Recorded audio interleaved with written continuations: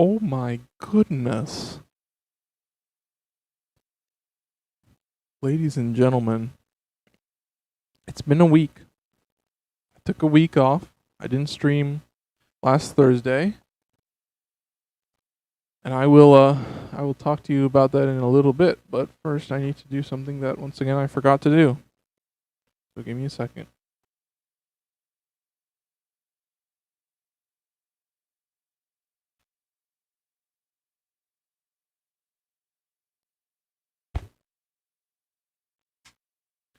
I also forgot to get some water, so I'm also going to do that. So we're going to cut to a loading screen, and I'll be back in a little bit. Just give me a second, folks. Oh.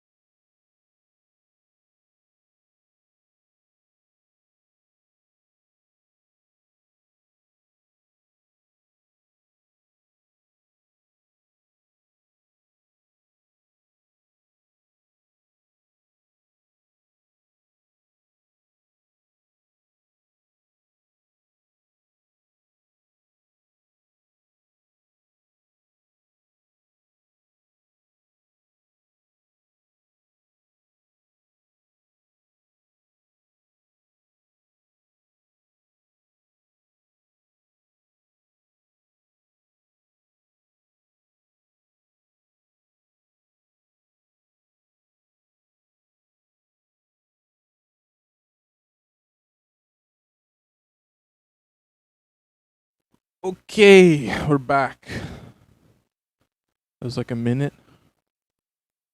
Yeah, a minute and a half, 2 minutes. All right, we're here now. Sorry about that, folks. What are we doing? Well, if you saw last Thursday, I decided to upload so I uploaded Inner Father, the fight with Owl. And then I also uploaded Inner Ishin. The problem was when I was streaming and I did the Ishin fight, the stream crashed. And so I lost. It crashed right as I was beating Ishin. Just the perfect timing. Just absolutely wonderful. So I decided I'm going to re-record that, and I'm going to see if I can get better footage for it. So I can re-upload that and have a... Because beating Ishin is the best part of the fight. Oh, let's click this. There we go. Ishin is the best part, right? Alright, we're going to tab over. Actually, like, getting the kill and watching him die, that's pretty... It's pretty metal, you know? You feel me, homie?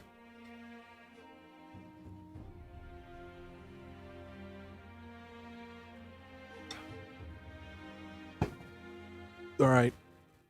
Let's just go. We're gonna... Hopefully we get this in a couple tries so I can upload this, so I can upload a good set of footage. Yeah, I guess we're gonna keep the camera at this point. I'm not really too worried about it. Let's just go. We're not really waiting around. We're going right into Ishin. Because I'm gonna have to edit this back, and I want it to be a clean... I want it to be a clean cut. Okay, Ishin. I gotta remember how to play. Dude. Because I've been playing so much Nioh 2. And Nioh 2 is like 90% the same as Sekiro. Oh my god. Oh, what am I doing? Oh my god, yeah, I'm gonna die. I'm gonna die these first couple times because I have to remember the controls. This is gonna be an embarrassing fight. Yeah, okay.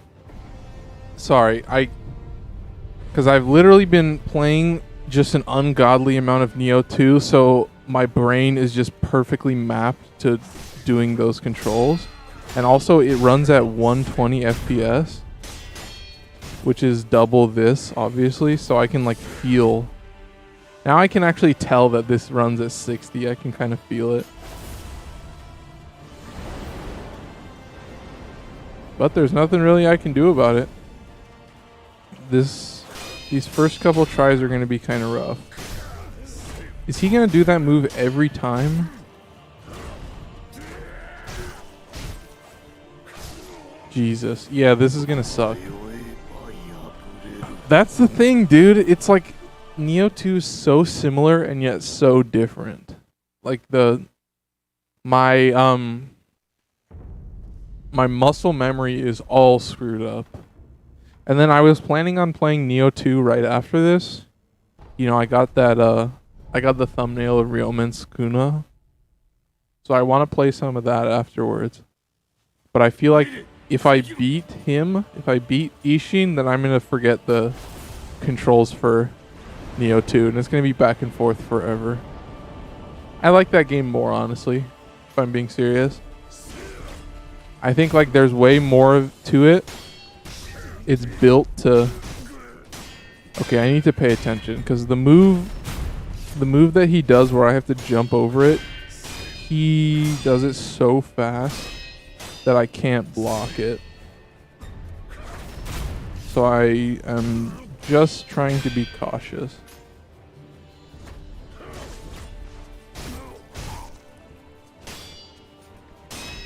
Yeah, I just need to keep the pressure on. Yeah, as you can see, we're building up that posture, but yeah, there he goes. Oh, and then he's going to do that move. Jesus Christ. We're doing all right. I'm getting the rhythm. Yeah, that's the move. And there's literally nothing I can do about that except take the hit. Take that first hit, which absolutely sucks. And just like that, his posture is completely gone. All that work for nothing.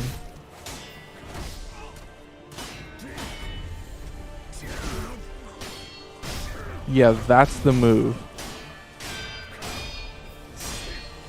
So I can only get a block off of him. Yeah, I can only get a single block. That's what I'm realizing. That's a different move. Oh my god, that's a different move. Okay, just like... Hey, give me a break, folks. Okay, I gotta...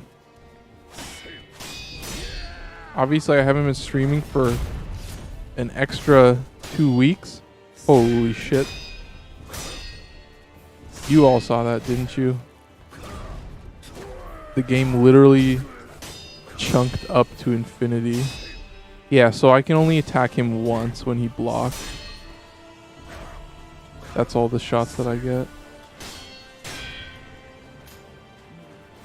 Because that second strike is not guaranteed. Yeah, there's the block. Alright, here we go, man. Oh my god.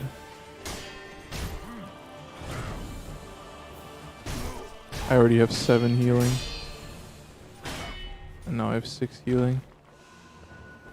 This is brutal. Alright, let's run. Alright, we're chill.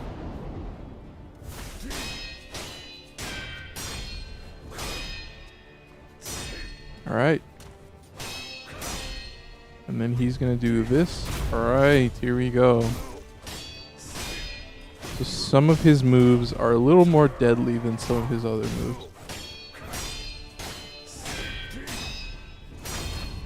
Alright, but there we go. We remembered the rhythm. That's the trick. You know, sorry, I was just, as you can tell, I'm kind of trying to think through what I'm trying to say, as well as think through how to play this game, so... it's a little bit of effort on my part, I guess I would say. Oh, and I gotta remember, when he lands, I can do a... Yeah, I can do a spark. Actually, I want to save the spark. I'm going to save the spark until his posture starts building up, and then it'll be more useful to me.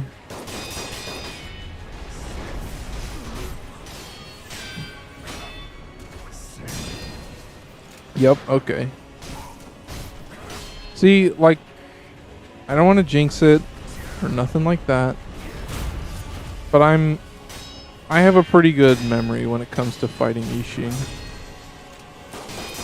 You get a feel for the rhythm, and once you have that rhythm down and you fought him before, I think that's what it is when you're fighting, especially when you're fighting in Sekiro, a lot of the stimulus that you're getting is sound, as well as I don't even know how to describe it really, but when you're watching the attacks on screen and you're watching the rhythm that you fight with, you know, I'm gonna keep saying that word a lot, rhythm, because I think it's really important. You know, like Ishin has probably 3, maybe 4. Oh Jesus, he has 3 or 4 sword combos, and there is a proper timing to each of them. So what happens is, the more you play it, the more your ear kind of picks up on the rhythm, and the more your hands kind of pick up on the rhythm that is how this thing fights, basically. You know, that's what I'm trying to get at. And, you know, if you've successfully deflected Ishin's attacks, you know, like 100 times, maybe 1,000 times, I don't know what the actual number is, but your body knows what it sounds like. And your body knows what it sounds like when you're messing up and when you're not doing well. So I gotta never forget that, right? So I feel like I know when I'm doing well, and I know when I'm doing poorly, and right now I'm doing pretty poorly. I'm gonna hit him with some of these.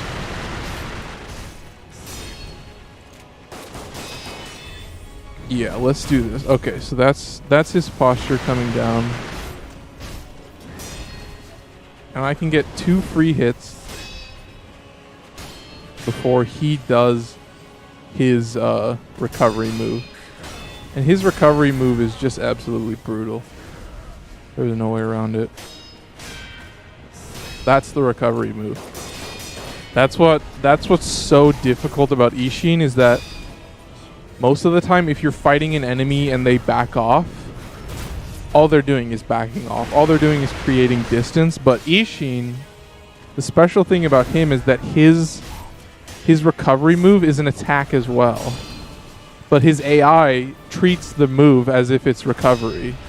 Yeah, so when it's kind of like a transition between different moves, and it also serves to be a kind of a defense mechanism for him, so he can so he's gonna do that by default when you do certain moves. Oh my god, that was embarrassing. I didn't realize that was a thrust. Oh god. See, now I have no healing. Gotta back off for that. And look at that, I'm already using pellets. But it's not bad, right?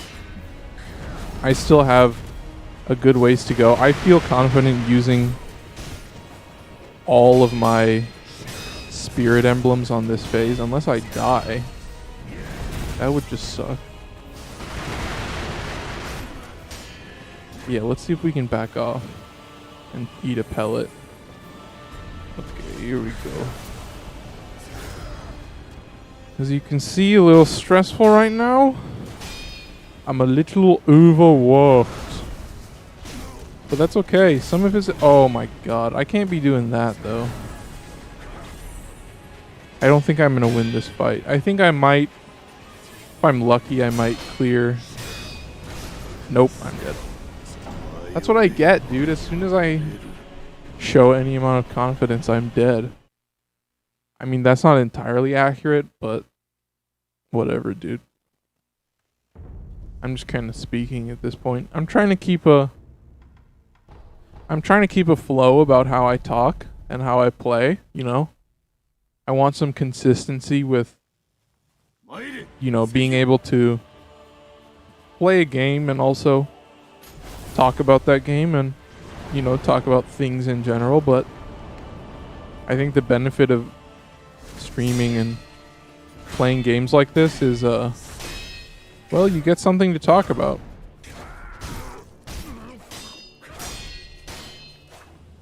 Yeah, so this is going to be a little bit tougher now that I actually know what's going on. I'm going to try a little bit harder. Oh, God. Dude, I just hate some of his moves. They're like so fast and I'm not prepared for them because he rarely does them. Especially in this phase. I think this phase for sure has a lot of moves that he doesn't really use often. Because this is the only time you actually witness single sword Ishin. I guess like when you fight old Ishin, then you kind of get an idea of like when you fight old Ishin, then you're like, oh, that's where these moves come from and shit like that. Oh my god. Dude, this one I'm talking about. Like if I don't attack, oh my god, what was I doing? I thought I could block it. I forgot that I'm not playing Neo. That's what's happening. I'm kind of like relaxing. But I can't be relaxing. No. I'm not trying to die in this phase either. I think what I need to do is I need to not just defend. I need to not purely defend. I need to get it to a point where I can hit his block. Yeah. That's the move. That first block. Because what you learn is that every character has... I guess I would say you can hit a character and they will block twice. I guess that's how I would describe it. Like, you hit them the first time and they do a weak block, and then you hit them the second time and they'll do a perfect block every time. So what happens is you get used to the rhythm of hitting them a couple... Oh god, that was horrible. That was absolutely horrible. I didn't turn fast enough. You hit them once, right? And then it's a flesh hit. And then you hit them again. And it's a weak block. Dude, I already have 6 healing. This is horrible. I'm probably going to fail this again, aren't I? That's a bummer. What? I dashed forward after I dashed backwards? Oh my god, I'm dead. Kill me. Kill me! I need to try again. I can't be making these mistakes, you know? I need to be doing well on the first phase if I even want a chance to do well on the second or the third phase. That's what I would say. So yeah, anyway, like I was saying, you know, he's got the weak block, he's got the strong block, and really I can only take advantage of his weak block, and I can only block him, or I can only strike him once when he does his weak block. And if I strike him again, then I run the risk. See, that's the thing. It's not a guarantee that I'm going to get hit, and that's why it's so dangerous. That's one of the moves. I think I really have to strike fast enough. I think whenever I get an opportunity to strike, I need to take it because that interrupts his combo. That's what I would say is really key, is that if you're not hitting him enough, then he's just going to keep hitting you and hitting you and hitting you, and you're never going to stop it. He's never going to stop attacking. Oh. All right, so that means he's about to enter phase 2 of his health, and his posture is going to build up a little bit faster, and it's going to stick around a lot longer. That's the benefit. See, that's what I'm talking about. And that's also what I'm talking about, where I have to strike him even though it could kill me, because I know that if he keeps attacking, I'm going to die. Oh my god, I did the slide because I accidentally clicked the button. That was horrifying. Let's just hope that never happens again. I did like a slide. Oh my god, that's horrible. Okay, here we go. Alright, so he's in his second phase. Oh. Yeah, that's the move. Where he he strikes super fast. And really you have to keep the pressure on. That's the move. That's what I'm talking about. Oh, what a waste.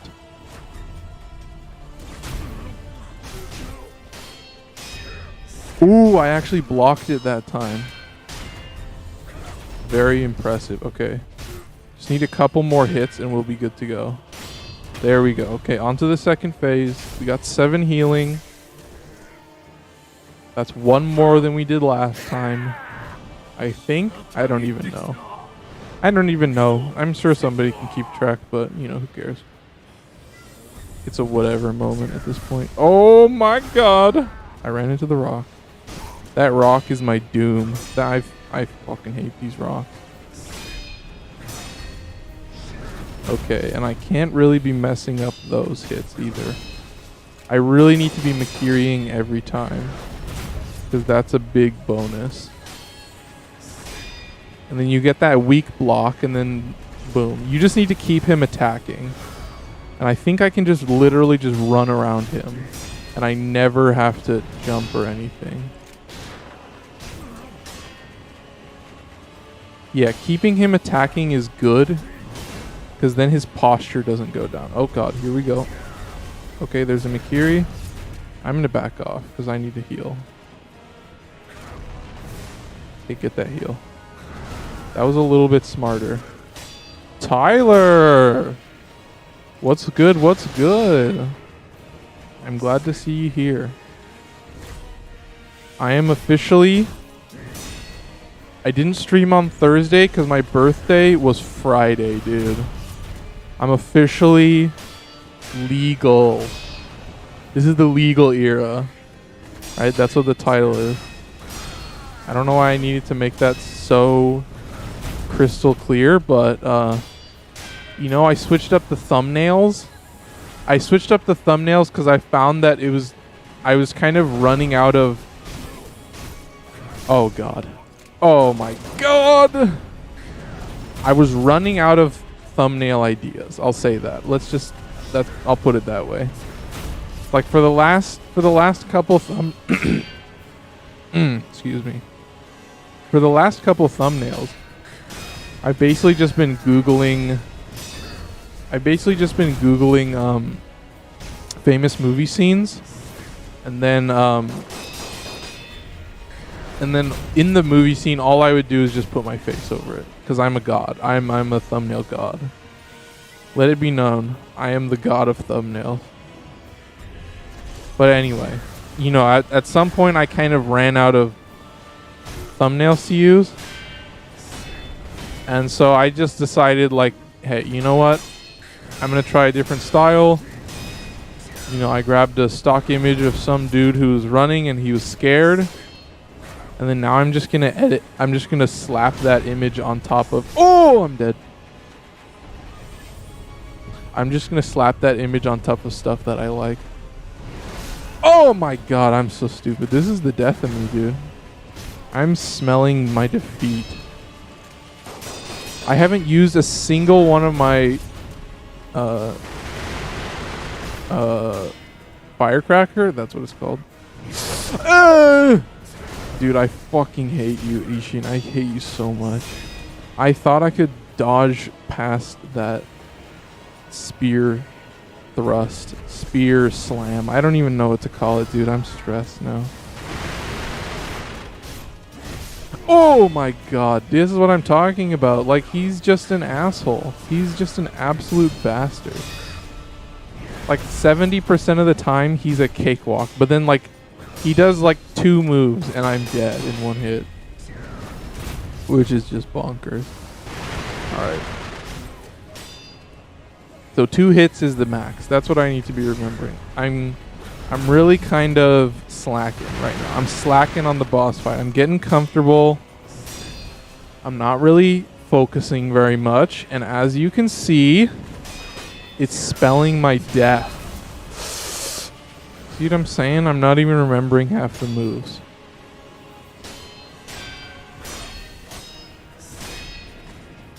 Oh my god.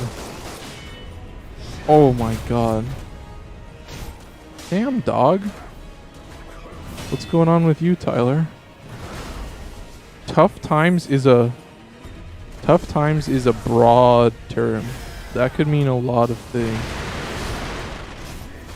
Oh, I forgot that I could do the... I forgot that I could use the... Oh my god, the follow-up attack for the spark. I should use that more often.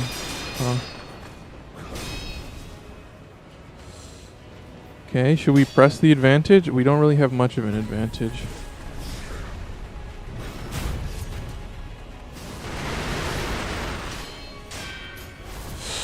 Oh. Oh my god, dude. Are you serious? That's horrible. You have to put your dog down? Dude, that is like... I never wish that. I have a cat. You know, his name's Elvis. There's gonna come a day when I have to say goodbye to him, and that's gonna be... I'm not excited. I don't think anyone is excited for that, but like I'm very afraid of when his time will come, I guess I will say. Was it his time? Is that a good way of putting it? Was your dog ready to go? I feel like it's a strange thing to say, but like I feel like it's the same with people where I'd say the last 10 to 15% of their life can kind of be a struggle for a lot of living things. So I think about, you know, at some point everything needs to come to an end, and it's hard, but it's harder for you, the owner of the animal, than it is for the animal. Yeah, dude. Hey, dude, I've thought about it, and I've said, like, hey, my cat, Elvis, he's gonna say goodbye at some point. I'm gonna have to say goodbye to him. And when that day, oh god, this is horrible. When that day comes, I'm probably just gonna get another cat. You know, I'm not the type of person to have 2 cats in the house, but I think like what I've learned is that it's more valuable to have an animal around than it is to not have an animal around. And I think obviously I've never had to deal with what you're going through. You know, I can try my best to relate with you, but I can only do it so much, right? But there will come a time when I will relate with you a lot more. And I will be able to say, hey, like, whoa, this is, you know, me when I was 21 is a lot different person than me when, you know, when Elvis passes on, which is going to be, God, like 10 years, hopefully. That's a long time. So you've had your dog, oh, Jesus. His stomach was all twisted. He hadn't ate in 4 days, so you would, oh my God, dude. Yeah, like, but that's what I'm saying is, his stomach was the reason that he had to be put down, right? Like, there's always some reason. You know, I think dude, is he moving faster? I don't get it. Like, he does one combo that's just so fast. But it's like, I think with a lot of animals, like, something happens and then that's it, right? Where it's really just a waiting game, I think is how I would describe it. Like, at some point, you just realize that, you know, your animal's getting old. You've had them in your life for at least a decade. I hope a decade. And so, like, your animal has watched you grow up, and you've grown up with your animal for such a long time that it's absolutely heartbreaking, but the time does come at some point. It will always come. That's you know, death is inevitable. Obviously, I know that pretty well. I mean, I'm just getting annihilated over and over again, but I'm being a little jokey, right? Like, your dog is dead. That's fucking horrible, dude. That's so... And you have to live on. You know, you loved that animal, but you still have a lot of life ahead of you. You have a good Oh god. You have a good 80 years probably. That's my guess. I'm doing horribly. I feel like the more I talk, the worse I play. Which is kind of a bummer. But you know. I think one day you'll feel fine about this, right?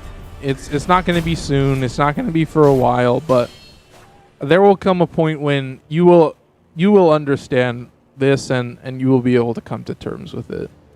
And that time will come when it comes, and it's not about forcing yourself to accept the death of someone you loved, which is really like a lot of times the animal in the family or the animal in the house is the most loved one. You know, you have your mom, your dad, maybe you have brothers and sisters. Those are all your loved ones, but really, you know, your dog, your cat, your whatever, they're your loved ones. Like, you actually love them. You love them so much, and like you probably love them more than any other thing in existence, if I'm being honest. Like, eventually it'll get better. Yeah. For now, you do just have to endure. I think about, like, I can probably confidently say that I love my cat more than most living things in existence. And so, of course, like, you're responsible for that animal. You care for that animal. That animal provides care for you, and that animal makes you feel good in ways that you can't quantify. You can't really understand. You just realize, like,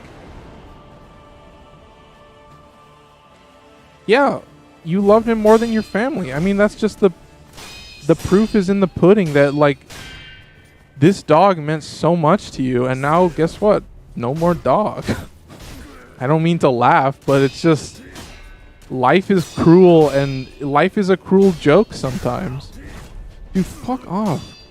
I'm trying to have a nice conversation, and Ishin is being a sneaky bastard. Alright? You know, I'm trying to talk about how my guy Tyler has to move on from this loss and maybe get a puppy or something. I don't know. I'm just like, I'm trying to do two things at once. I mean, that's heartbreaking, dude. I'm trying my best, as you can see. I'm trying my best on two fronts. This is a war on two fronts right now. But I think I'm doing okay. You know, I think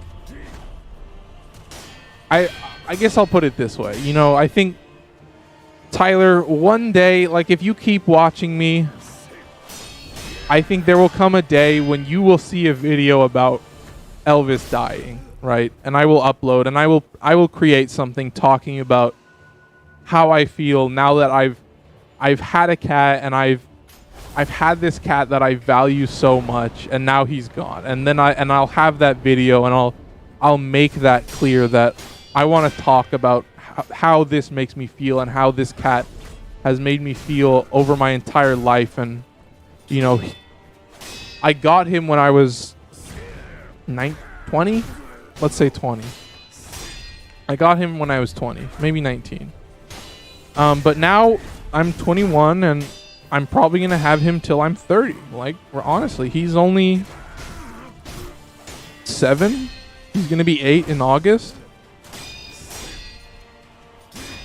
And it's like, if he's going to be 8 in August, I'm hoping that he lives to be 18 or 15 or whatever. You know, I hope that nothing goes wrong with him.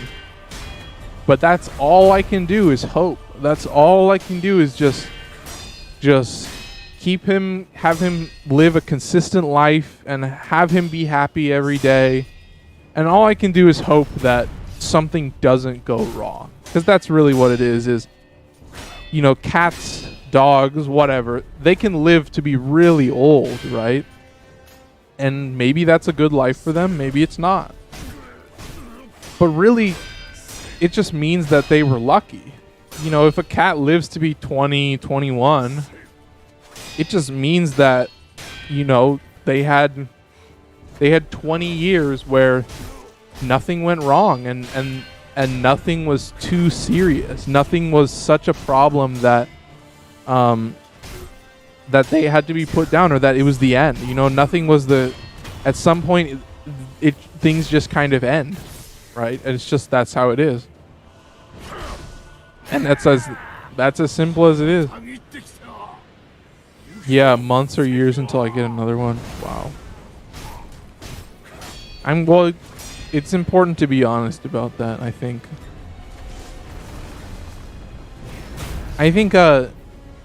What I've learned, oh god, see, this is what I'm talking about. I think what I've learned is that I don't really get it. I don't really get what you're feeling right now. Oh my god. I can try and relate with you, but death is such a final thing. It's the end, and dealing with the end of something is difficult in any form, right? Like, people take the end of TV shows difficultly or hard, so I can only imagine. And I won't have to imagine at some point. I won't have to imagine what it feels like to have a loved one die like an animal. At some point that will come, and the day will come, and I will have to accept that fact, and that will be a very difficult thing for me to accept, but I will have to do it in the end, and I will live without a dogmas.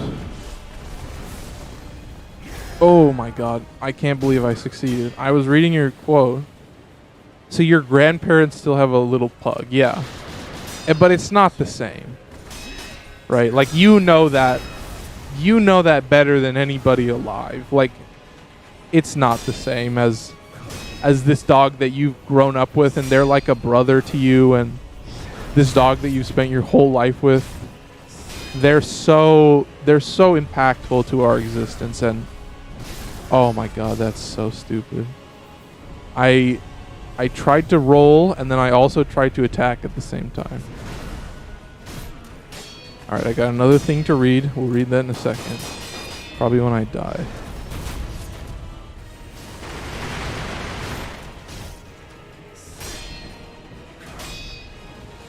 Oh my gosh. But I feel for you, dude. I really appreciate that you told me that I know this now. I really appreciate it, because I feel like, I mean, you're more than my community at this point. I don't really have a community, but you know, that's like, I'm honored, honestly. I'm honored that you felt comfortable to express that to me, and I hope that I've been okay to listen to, I guess, and I hope I've been at least somewhat relatable for what you're going through, because I mean, that sounds horrible. And you know, that's one of those things that a lot of people can relate to, is the death of a pet, and you're going through it at an age that it really impacts you a lot. You know, I think about, you know, Elvis is probably going to die when I'm in my 30s, if I'm being honest. Like, he's a healthy cat. He lives well. I think that being a 30-year-old, I'm gonna react differently to death than if I was, you know, a teen or in my 20s, or, you know, whatever. Like, these first couple decades of your life is like, it's just upheaval after upheaval, and your life is just you're going through so much stuff during this time, and you are changing as a person more every day than you could possibly imagine, and I am changing more every day than I could possibly imagine, and I think no matter how aware you are in the moment, I think hindsight is really where the value is, where you get to stop and you get to kind of look back on your existence and say, you know, this death, like losing this animal that meant so much to me, I changed so much as a human being, and I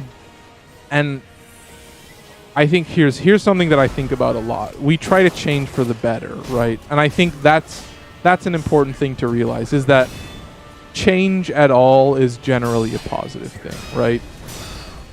Change means that something happened, or You're going through something, and now you've had to adapt to new circumstances, and you've had to adapt to a different reality that you're now living in.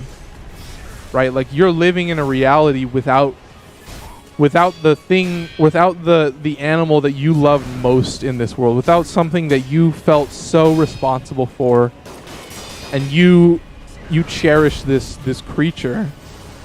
And guess what? Now you have to learn to exist without that, without having that easy source of love, without having something that you're responsible for. I think she could go any day because she crippled her back. She's only alive because of medicine. Jesus. Are you talking about the pug?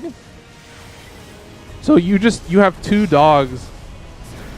You have 2 dogs right now that are, well, one of them is gone, but another one is, shortly going to be out the door. That's kind of a messed up way to think about it, but you're about to have a lot of death in your life. I only laugh because morbid humor is still humor. And here we go, up. Oh my god, are you kidding me? I fucked that up. Okay, I'm sorry, guys. I might fail this in the 3rd phase. That would be kind of embarrassing.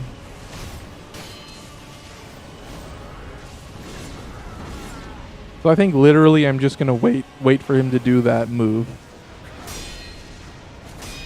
I'm just gonna be cautious. Anyway, I feel for you, dude. I'm infinitely grateful that you felt comfortable sharing that with me, and that you're comfortable talking about that with me, right? In this very moment. I think that there's a lot of people in this world who really struggle with the concept of death, and with the concept that something is final, and that one day they won't exist anymore, and one day the people that they love may die before they do, or God knows what. That's something that you hear stories all the time about. I think about the story of being immortal and living forever. And the most common criticism with being immortal is saying, I have to watch my loved ones die, right? Like, one day you will outlive your loved ones because you are immortal, right? That is the whole premise of being immortal, is that you persist beyond all other living things, and at the end of all things you will still exist. And how do you grapple with that? Like, that is the opposite extreme that a lot of people deal with, which is like, oh, this might be it. Okay, that's what you got to deal with. It's death. If you're Sekiro, you resurrect forever. So you want to die. All right, here we go.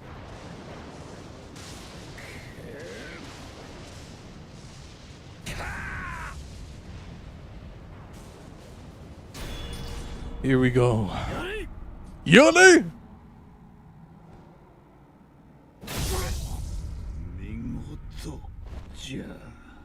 Omimoto ja. Sekiro. Legendary. Well, I hope you enjoyed that. Absolutely blasted through it.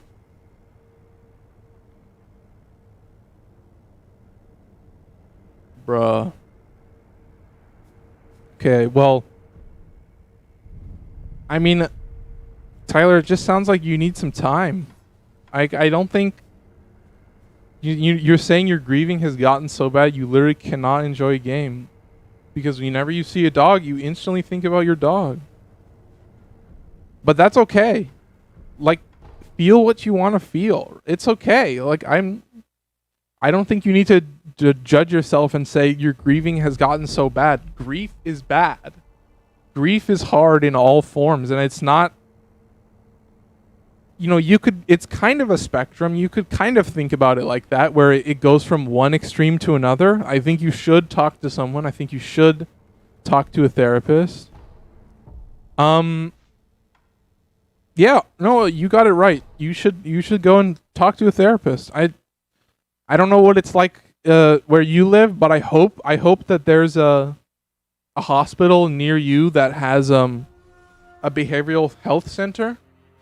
Go and schedule it on your phone. Do it online so that you don't really, if you don't want to be in person with somebody, you don't have to. And I don't think if you don't want to call somebody, then you might not have to. But it's like there are things that you will realize things when you are talking them out with a human. You will realize things when you are speaking to another human being about them. You will realize things that you would have never even imagined sitting alone or talking with whoever. I think I spent a lot of time going through cognitive behavioral therapy, and it's really just like the value is the conversation that you have, and the value is that you're sitting down and talking to a person, and their whole job is to understand you. Their entire they have devoted every minute of their life to making sure that they are listening to you, and that their goal is to make sure that you are understood, and that you can express the things that you want to express, and you feel free to say those things. I think you're not gonna realize what you needed to say until you've already said it, and you said it, and then once you've said it, and the words have exited your mouth, and then you see someone's reaction to it, I think that changes everything. I think, I'll tell you this right now, Tyler, you're already doing great. Death is not something to be taken lightly, and I don't think you should. It's okay. Whatever you're feeling is fine. Whatever you're going through is fine, because one day things will be different. You'll be able to play games with dogs in it again. Trust me.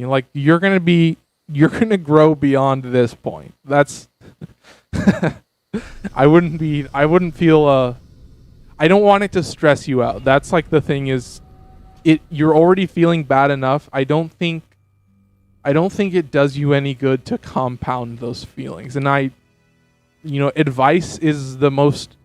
I hate advice a lot. I don't like getting advice. I don't like giving advice, because I think in the end it will only help you so much, because in the end you still have to go through those experiences yourself, and you still have to realize things for yourself. And then there are things that you will realize that will change how you think about the world, and you will have to come to that realization on your own. And no one else can help you with that. You're right. It's your journey. It's your battle.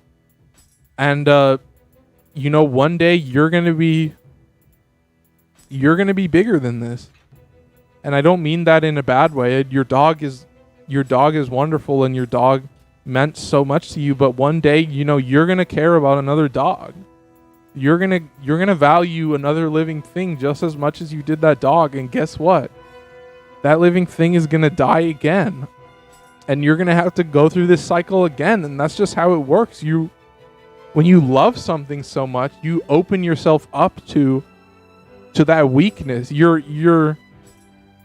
was a moment for me when I said, I need to, loving this cat. For me, it was a cat. Loving him, I have to drop my guard, and I have to be more empathetic, and I have to open myself up to pain, and I have to open myself up to fear and things like that. And I think that's scary, but there's a lot more value in opening yourself up than there is to closing yourself off. In some ways it's so basic that it doesn't really have a lot of value, but take what value you want out of that. I'm hoping that the words that I'm saying impact you in a positive way, and not only you, I hope they impact other people. And I don't know who's gonna listen to me. I don't know who's gonna care about the words that I'm saying, but I'm still gonna open myself up to expressing my genuine emotions, because I know that somebody's gonna care. Eventually somebody's gonna notice. I think right now I'm only talking to Tyler. I'm only talking to a very small group of people, but that doesn't mean that I should discount what I'm saying. That doesn't mean that what I'm saying isn't valuable. That doesn't mean that what you're going through isn't impactful and that you shouldn't care about it. It just means that you're opening yourself and you're a little weak at that point, because I think like a lot of things, it's like, you know, there are certain things where you do, you know, in the beginning you do have to open yourself up and allow yourself to be hurt, because being hurt is how you grow stronger. And you don't understand what pain feels like until you felt pain. But then once you felt pain, then it's not as scary anymore. And like, I've never been punched, but once I get punched, that changes everything, because now I know what it feels like to get punched, and I can plan for that, and I can prepare for it. And then a punch has a whole nother value. That's like a person who's never gotten into a fight is always more afraid of a fight than someone who has fought before, because they've felt weak before. They've, you know, maybe they didn't lose their fight, but no fight is one-sided. There's always fear, and there's always things to be weak about, and that's okay. I'm okay with that. You know, at this point, I'm just kind of talking it through. Anyway, I guess I didn't really intro this. This is Nioh 2. As you can see, I've already played a lot of it. Let's just check. Let's check the stats. Oh, let's look at this. Hang on. Yep, look at that, folks. I got 100 hours in the past 2 weeks. I literally bought this game like 2 weeks ago. So this is all I've been playing. And dude, that's what I'm saying. Like I'm way out of sync. I don't know. I'm trying to relate all the different topics. Oh Jesus, I bumped it. I'm trying to relate all the topics back to each other, but really it's just like, come on, guys. Relax. Yeah, like, yeah. I'm actually, I kind of want to talk about that. So Tyler, you said I'll get better soon. Hopefully, it'll just take some time. I think you got it. You got it right. You got part of it right. I think you'll get better when you feel ready. You'll get better when it actually is important to you, is what I'd say. It's not gonna. You can't just be better all of a sudden. And that doesn't really make a lot of sense. But I think the way I would describe it is, it'll come, and I don't think it'll come when you expect it to, is what I would say. I think you know, one day it's just you're gonna feel different, and I hope it comes soon, but it'll come when it comes. And you know, I hope the best for you. I think that's something that I can, you know, feel solace about, is that you know, when something horrible happens to you, then people come together to support you, and people come together because they want you to feel better. And I think that's where a lot of the value comes in, is that there are people who love you. There are people who love you. You know, your dog loved you, but people love you, and they are they want the best for you, and they want to put in effort to make you feel better. And you know, I hope it all works out. You know, I hope you grow stronger. You know, I think it'll probably come sooner than you expect. That's just generally how things work, is when you reach a point where you're relaxed, then that's the point when things start changing, I think. And I don't think it needs to come quick. I don't think it needs to be sudden. I think it'll happen when it'll happen at the right time, and you'll know when the right time is, and then it'll be really meaningful for you, and suddenly dogs have a whole new meaning for you. I think about my stories and writing, and you know, after writing stories, I think it makes me value things differently after I've kind of had my own unique interactions with different things, and it comes in a myriad of forms. It's just like, you got to end up on top. It doesn't matter how long it takes. It doesn't matter how hard it is. All that matters is that you come out on top in the end. It's like now you have to think about it like you're fighting Midir. You're fighting Midir and you're not doing any damage, but you still got to keep going. You still have to keep putting in that effort and trying, because if you don't try, then nothing will change. So really it's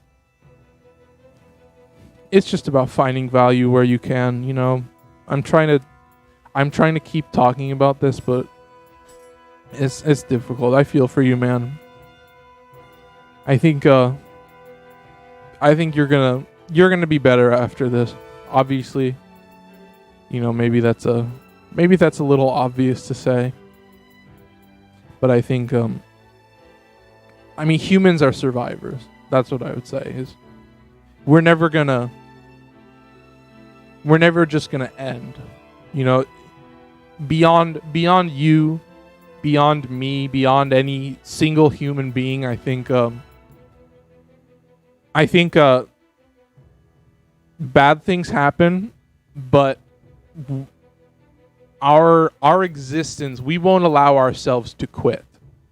Like, we won't allow ourselves to back off. That's just the human spirit. Is you keep pushing, like you keep pressing on, you keep attacking, you keep defending. You don't let up.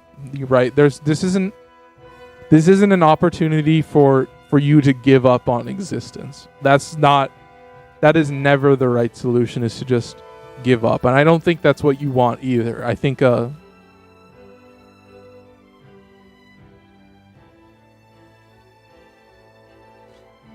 which anime is that from? I don't know which anime that's from. I'm kind of embarrassed, but is that No, I'm not gonna say anything because I'm probably gonna be wrong. I have a guess. I'm gonna wait and see what your input is. Eventually things get better, and after all, we are a species that endures to the bitter end. Now I'm curious. Now you have me intrigued. I'd like to see I'm getting distracted. I'm trying to get rid of some of my stuff. Okay, I have Master Sword. Naruto Shippuden. I'm embarrassed that I didn't know that. Is that from the end of the series, like right at the climax of it? I haven't watched that show in such a long time. It's been a very long time.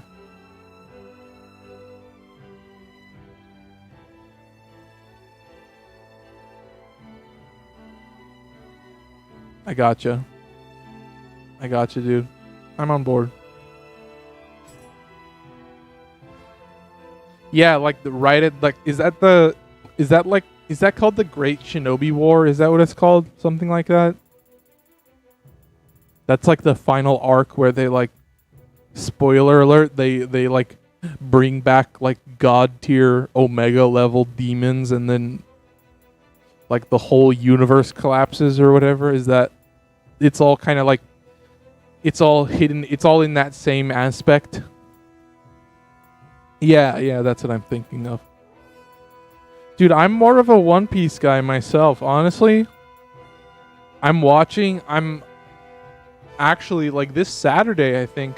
Yeah, obviously this Saturday, there's a new episode of One Piece coming out. I think it's like 950 something.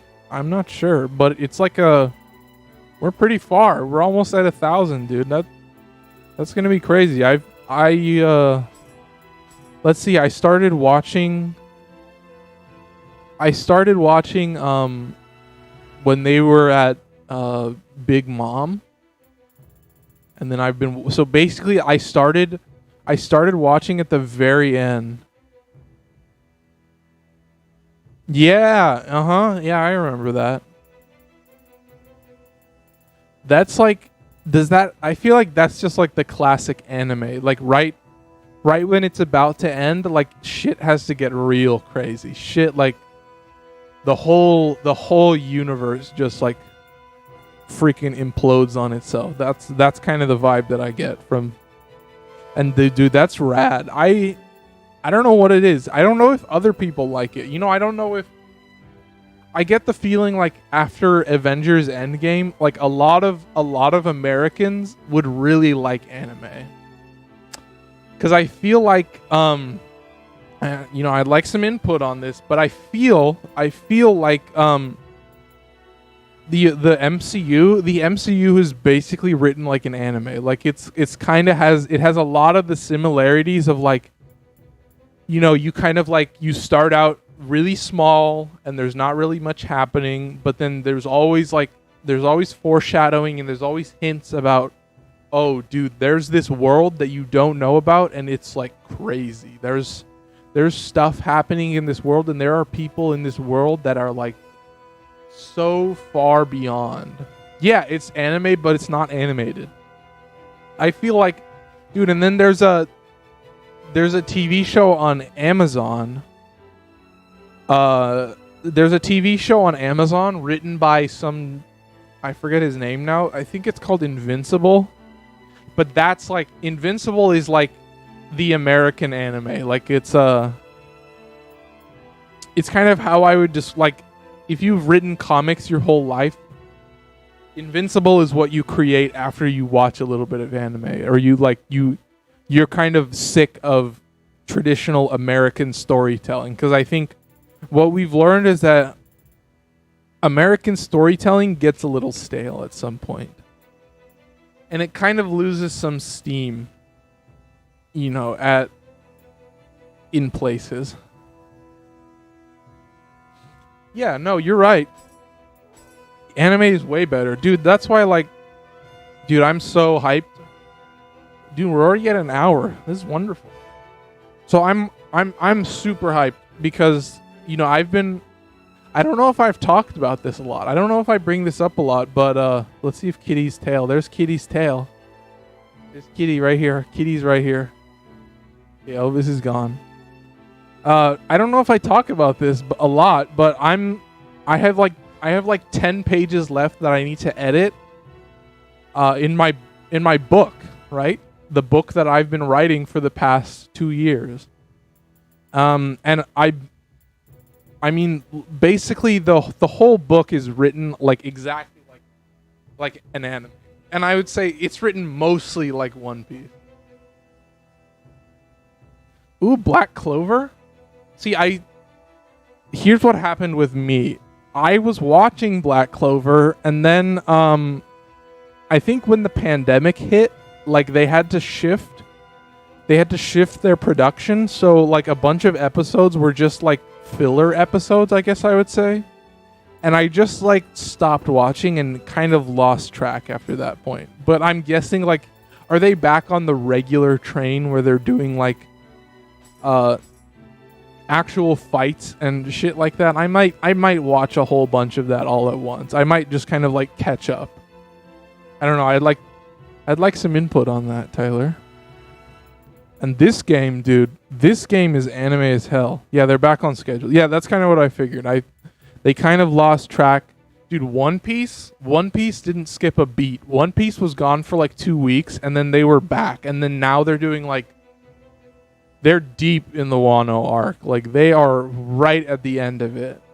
And like, if I'm being honest, dude, like, if anyone's watching this at any point in the future, I just want to say it now. Like, my book is written based off of One Piece. Like, the story structure and like how I created the characters and how I kind of introduced them, I based it all kind of off of One Piece and their characters and how they introduce them and how they introduce concepts in the world and how things are kind of like explored as the characters explore the world. Then kind of then the reader also learns about the world and the universe that it's in. And like, I don't want to spoil too much, dude. If you have the time, here's the thing. Like, I watch a lot of YouTube now. Like, I'm subscribed to a lot of people, and I like to try and keep up to date with them. So I kind of don't really have the time to like rewatch One Piece. Like, watching One Piece is really a time investment, and but I think it's really good because I think I think One Piece is probably the most consistent anime ever. Like, I think with a lot of anime, I'm going to talk about Naruto, but it's not really a fair argument, but Naruto had a lot of filler episodes, I think, from what I remember, and I think that's because like Naruto was really popular on Shonen Jump, and so they immediately ported it into the anime form, but they did it so fast that that the writer of Naruto and the actual comic artist, they didn't really have enough time to create that kind of backlog. I think that's really important, is that like One Piece has always had like a very large backlog of like the manga is way ahead of the anime in most cases, and the manga, like if you kind of want to spoil the anime, then you just read the manga, and the manga is like, I don't know, 100 issues, maybe more, maybe less, but it's quite a bit ahead. And so the creators have always really had the opportunity to kind of do what they want, and they didn't feel oh god, here we go, I'm confused now.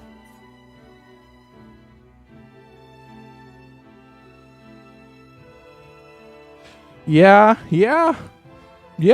I feel that. Filler arcs and filler episodes. That was that a... So do you think if I went back and watched Dragon Ball Z, do you think that I would find a lot of filler episodes? Is that kind of what you're getting at? I feel like that's kind of what you're getting at. Cuz I only ever watched Dragon Ball Super. I only ever watched the last one, cuz like Dragon Ball Super, they really just did it, and then they were out, and then they were like, that's it, that's what you got. Like, Goku is a god. He exists beyond all other living things except for like what, Zeno, like the literally god. Dude, that's and dude, that's what I'm thinking about, is like, right now I'm writing a book, but I'm writing it in book form because it's a lot easier to produce a lot more content. Like, okay, here's what I'll say. Like, if you watch One Piece, if you watch it at some point, then this will make more sense, but at this point it doesn't really make a lot of sense. Well, okay, here's what I'm gonna try and explain this as best as I can, but like right now in my book, I have volume 1 finished, and then I'm working on volume 2. So like the first 2 volumes of my book is basically like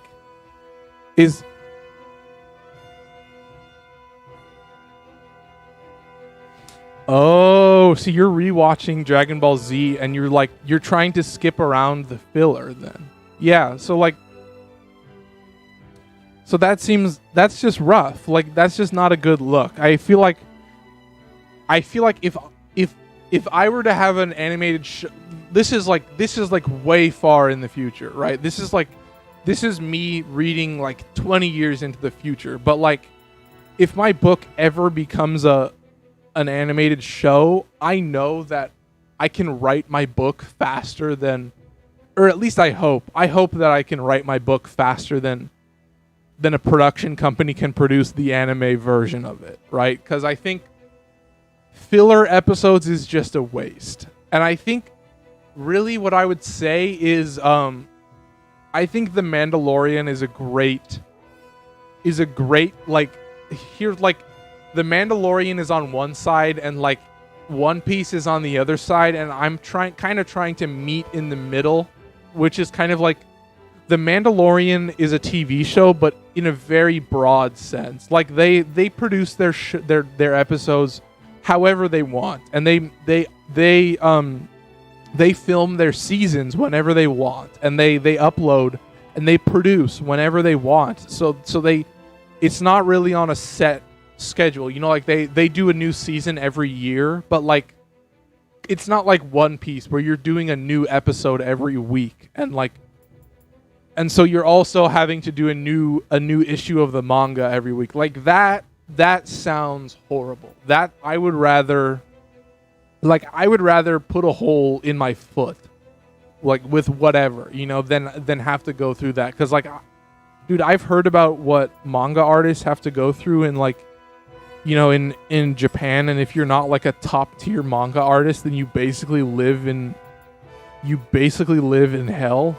I'm not going to speak too much on that, but it doesn't sound healthy.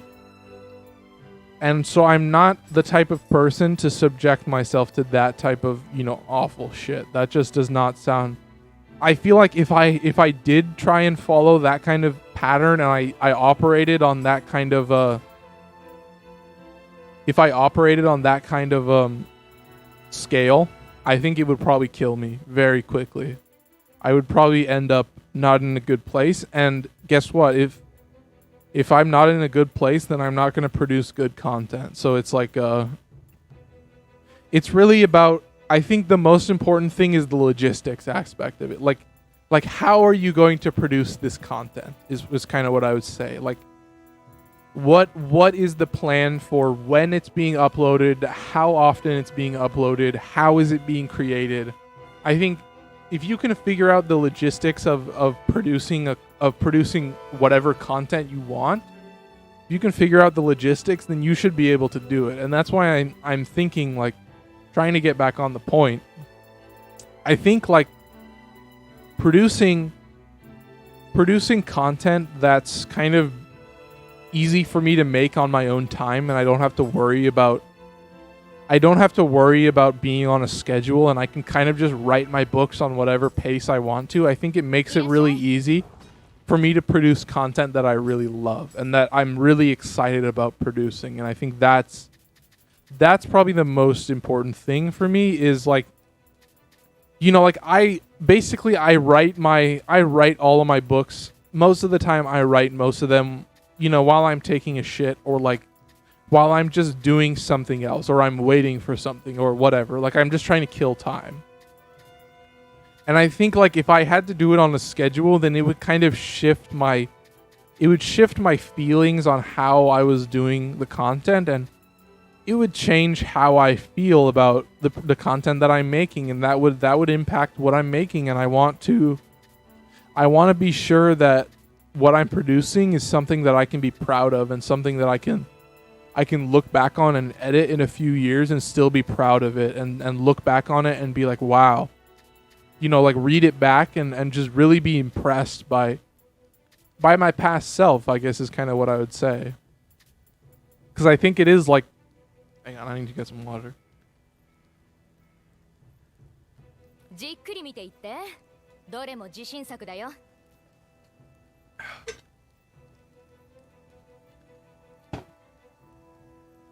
I think I have a lot of story left, is what I would say. So I'll say right now, I forgot to say, I literally just moved on from the point. I didn't even mention it. But like, I'm working on 2 volumes right now. I've already finished the first volume. Oh, I can literally just hold it down. Dude, that's legendary. Okay, cool. Anyway, I'm getting distracted again. What I was trying to say right from the very beginning, if you ever watch One Piece, you'll find that One Piece is split up. The story is split up very, very abruptly. It has there are story arcs, and then there are kind of the world arcs, and then as Luffy kind of moves from one world to another, that's kind of like the breaking point of each story, is what I would say. Like he starts out, dude, how would I even just, I guess this is kind of like promotion. I have like 10 pages left to edit, and then the next thing that I have to work on is coming up with a cover art, and then once I have a cover art, I'm probably going to be able to upload it to Amazon and sell it. And hopefully that comes sooner rather than later. I think for me, the hardest part is going to be, oh my god, excuse me. I think for me the hardest part is going to be doing the god, what am I trying to say? The hardest part for me is going to be making the cover art, because I want to do that myself, at least for this first volume. I want to make it myself so that I kind of have an idea of what my character looks like, and I can kind of have control over it for these first couple books. But yeah, my goal is that I release it. What should I? Probably before the summer. That's my hope. My hope is that I have it out, and you can order it and buy it. My hope is that I can have it available by by the summer. I don't know, maybe August or September sounds like a reasonable estimate for me. But yeah, like I've been writing this book since I was 18 years old, and now I'm 21, and I've finished one volume and I'm working on a second volume, and shit's really moving, I guess I would say. I'm really making progress, and it feels great. It's really something that I haven't really dealt with a lot in my life. This is what I was talking about, You're in your 20s, you're in your teens, you're in your 30s. It's like this is the time when you have to establish yourself. And you have to establish yourself as a person who can make money, and you have to be able to make money, and that's the beginning and that's the end of it, is like either you make money or you don't. And if you don't make money, then you have to live with your parents. But if you do make money, then you can live on your own. And that's kind of like, that's the end goal, is like I have a dollar amount. I literally have a dollar amount for which I need to make X $1,000 every month if I want to be able to live on my own. And I don't know how accurate that is, but it's a number. And that's my goal, and my goal is very far out of reach at this point. I'm not even close to it at all. But I mean, it'll come hopefully if I keep working at it. I mean, like, it's just like there's no shortcut. There's no shortcut to being successful and making money. There's no advice that you can be given and then suddenly you have a leg up on every other human being in existence. Like that's not how reality works, I think, is how I would describe it. I think really it's all about figuring out what works for you and figuring out the best way for you to be a better person tomorrow, and things like that. And I think for me, my book is a great way. Dude, I appreciate that. I think the key word will always be eventually in this situation. I think the difficult thing is, dude, Tyler, you know what? Like if I get to the point where I actually get to release this book, I will send you a free copy. I will buy a copy for you and send it directly to you. And if it ever comes to that point and I actually upload it, or if I actually, hey, I just bought a Squarespace account so that I could have a website for people to go to where they could find, they could find a link to my book. They could find a link to my YouTube channel and my Twitch channel and my Twitter page and my Instagram. And like, you just gotta market yourself. I despise marketing more than anything else in this world, because like marketing is like you're trying to convince someone that what you have is worthy of them, or whatever you're saying, whatever I'm trying to get at. Let's see how the frames do on this. Looks like we're getting some choppiness. Yeah, it looks like we're not getting a perfect 120, but I'm not surprised by that either. Oh, so this is the same map. This is just with snow. Okay. Alright, so we're going to do a little bit of playing. I was talking for like 20 minutes. I was literally just talking about my book. But yeah, Tyler, if it ever comes to a point where... I don't want to say if. I will say at some point I will have a book for you, for people to buy. And then I will send you, Tyler Carl. I will send you a copy of it. And I will put your review somewhere. How about that too? So I hope you give me a... I don't want to say I hope you give me a good review. I just I hope it's something that you like, because I don't want you to give me a fake review either. I think reviews should be genuine. There's a lot of stuff in this world. Dude, Tyler, I cannot express enough how valuable it is to have you here as a person that I can talk to. I think I'm very lucky. Thank you for stopping by. I'm very appreciative. And I appreciate that you want to give me an honest review, because that's all I can ask for. So have a good dinner. Stay safe, I guess.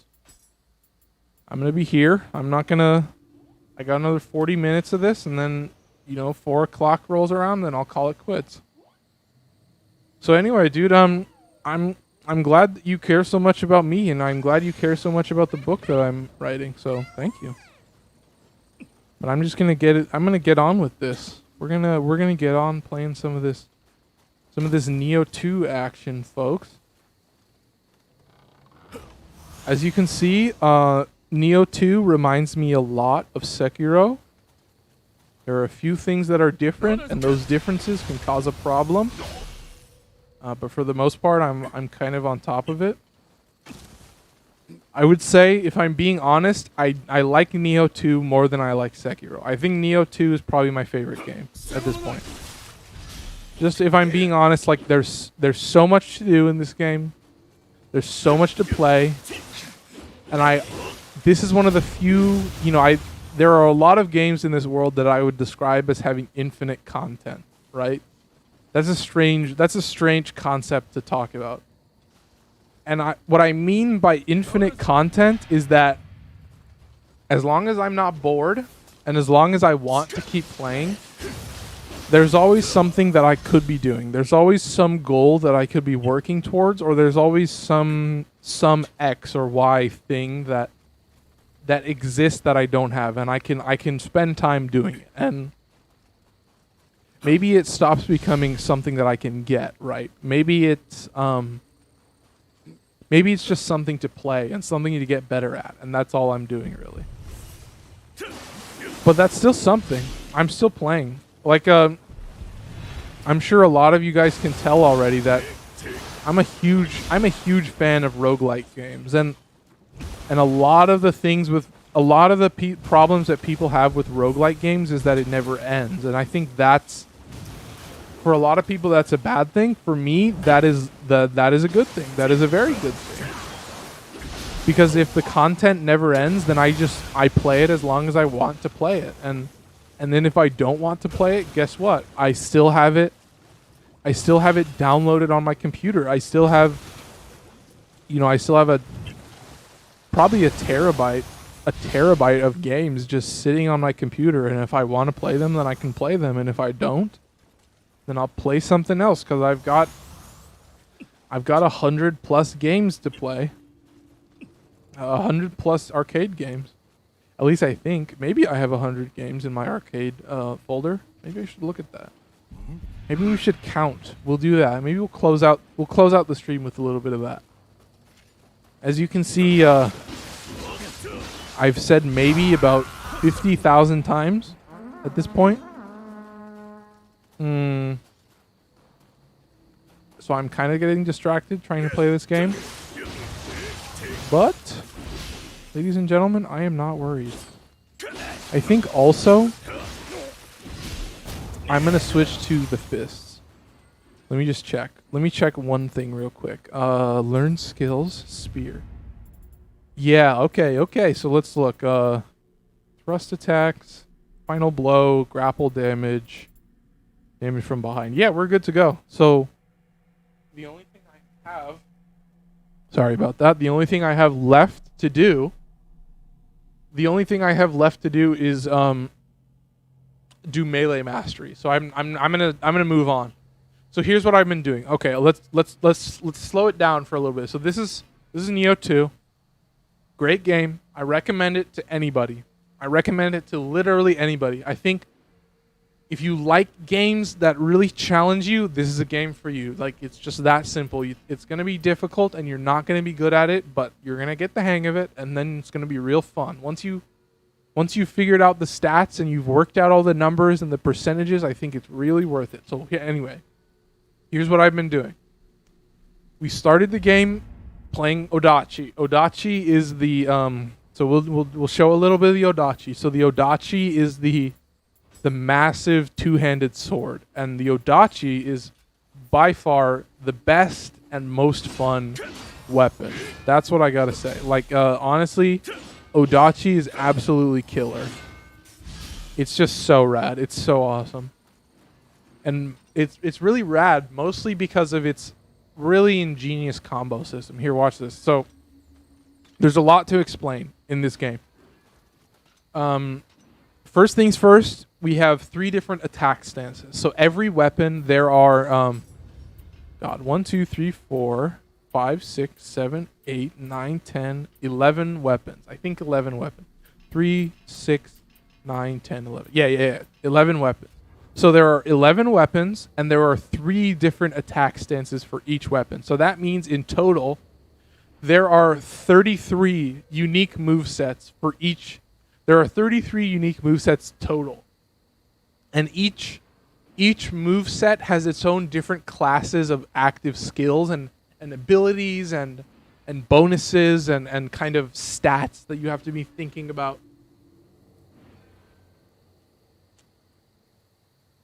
So really, if I'm being honest, there is a lot to this game. This is a very, very complex game. But I love Odachi because you can actually cycle through all of your stances just by attacking. So normally you hold down left bumper, and then when you hold down left bumper, then you can switch between the stances. And there are some bonuses for kind of switching between stances on a rhythm. So if I do some attacks and then I get that key pulse, which is, there's just so many mechanics, then you can switch movesets and get a little bit of bonus out of that. But also, watch this. So I'm going to start in high stance, and I'm going to do light attack, heavy attack, and boom. Now I'm in mid stance. So what I've done is I've set the combos so that if I follow up any light attack with a heavy attack, then I will cycle down 1 stance. So let's watch this again. So we've got mid attack. So we're gonna go quick attack, heavy, and then boom. Now I'm in low stance. And then if I do this again, ready? Boom, boom, boom, boom. Heavy attack, and now I'm in high stance again. So I can kind of cycle between the stances, and certain combos are really good. Like the heavy attack to the mid attack combo is really good because those are probably the fastest and most damaging attacks. And then also you have this active skill which is just absolutely god tier. This is a Moonlit Snow Redux. Just an absolutely insane skill. It's so effective in every aspect. I've never used a skill that's this good. Anyway, okay. That's Odachi. So we've done Odachi. We've also done dual swords. We've also done single sword. And now we've also done spear. So we've done 4. Count them. We've done 4 out of the 11 weapons. So I think the next one I want to do is fists.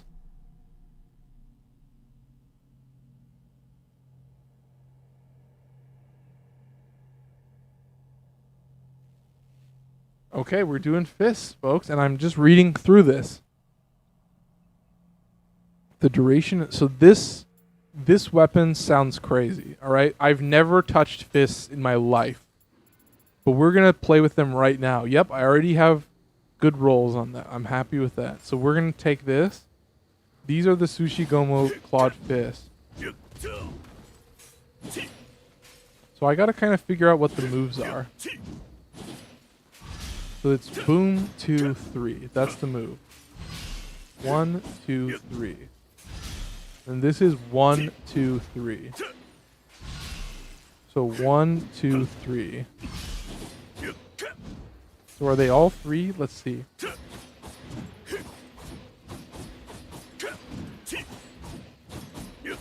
Yeah, this combo is crazy long. I'm gonna have to figure this out. We're gonna have to play, okay? I've never played Fists before, so you're gonna see some brand new gameplay right now from me.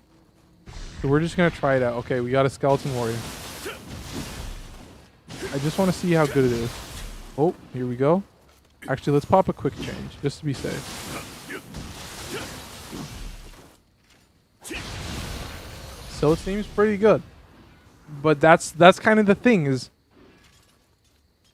you're basically just starting this over and over again. You're basically I'm brand new with these weapons now. I've never used them before. So now I have to learn how to use them all over again. And that's basically what you do over and over with every weapon until you've done it 11 times. Oh god. See? And there's so many aspects to this game, and I couldn't explain all of them. I could never. It would take me so long to teach you guys how this game works and how it actually plays. It would oh my god, it would take so long.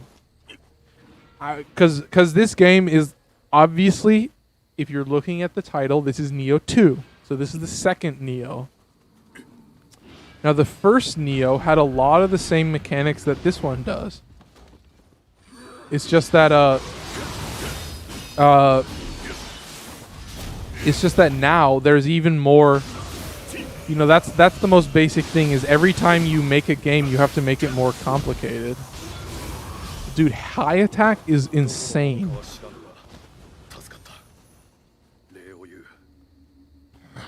So this is how it works. This is how the game works. You just kind of do missions. You do missions over and over again, and sometimes they're new missions.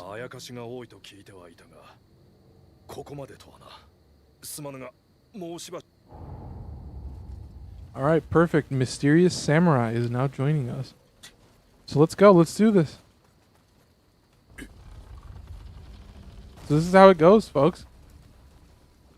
If you ever catch me playing this game, I might struggle to input. I might struggle actually talking because this game is actually kind of stressful. And I actually kind of have some trouble with this sometimes. Not all the time, obviously. But I would say a good chunk of the time that I spend on this game is spent struggling heavily, I guess is what I would say. Because a lot of times what happens is you're just not prepared for whatever was coming next. That's as basic as it gets. Is like I feel like you know instantly. That's like such a valuable skill in these games. Is just being able to know instantly that like, yeah, I'm not really ready for whatever's coming next or for whatever I'm doing right now. And you kind of have to stop and you have to reassess the skill that you have and the ability that you have. And if it's not up to snuff, then guess what? You're not going to be good enough. And you do have to stop and say, hey, guess what? Maybe I can't play whatever I'm trying to play. And I think, I think certain games, I think Dark Souls is one of them where, a lot of times people like to claim that, you don't need stats or you don't need numbers to be good at the game. But you do. Like, anyone that tells you that stats isn't important in these games is a liar. They are telling you that because they want to look awesome and they want to look badass when they do something without the stats. But the game is built off of stats and statistics and numbers and damage values and God knows what. So it's really... Hang on, Kitty wants that.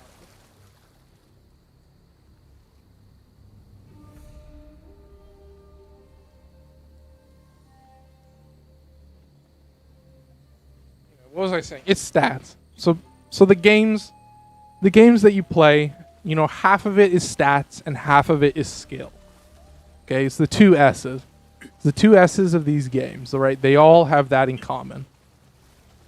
Because at some point, you know, I think your skill could carry you the whole way, but I don't think that's true of everybody. So what happens is the game developer has to put something in so that the people playing can feel like they're improving. And the way that you improve is with numbers. It's very easy for a game to understand when you want to improve using numbers. That's like the most important thing, is that stats are really easy for computers to work with. And numbers and percentages, all that stuff that's computer speak. So stats are really important for just creating games in general, because that the computer, right, like a video game is a simulated reality. And so for a computer to simulate so many aspects of reality, it needs a lot of data. It just needs numbers and numbers and numbers and just so many numbers. And it just goes and goes. And I'm sure if you worked as a programmer, or if you worked at all on these games, you would be like, oh my God, like there is a never-ending stream of numbers to work with. And it all matters. Every number is important, because if you don't have that number, guess what? If the coders or the developers didn't put all those numbers in, if they didn't put in every single number that they did, then the game would be different, right? Like, and that's like, there's just so much. There's so many stats and there's so many damage values, and it's just like, it really, there's a lot to it. That's about it. And so like, you gotta really just figure out the value where you can. And you know, right now I'm just kind of spamming it, but that's because I'm chilling. If I'm honest, I'm really buff. I'm like super buff. I have really good gear. So it's pretty easy for me to just come in and sauce anybody, at least at this level. But that's the thing is, I mean, that's the other aspect, is at some point, you got to play something harder. You got to play something more difficult, and that comes in whatever forms. I think for a computer, it's really easy to make things more difficult with numbers. That's also what I'm trying to get at, is like, I think a lot of times it's really easy to you know, like, if you want to make a boss harder, all you have to do is give them more health. That's it. And then now all of a sudden, if you doubled the health on every boss in Dark Souls, guess what? The game would be way harder. Like, that's kind of a no-brainer, right? The game is going to be harder if you give them more health. But that's the most basic form of making things more difficult. But it goes a lot deeper than that, right? There's a lot. Oh my God, there's a lot more to it than just numbers.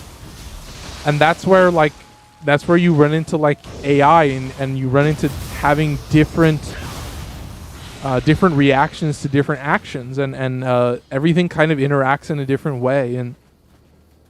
But that's the hard stuff. That's like actually creating a game where it's difficult and requires skill. That's one of the most difficult things as a developer to do, is to create a game that genuinely just requires skill.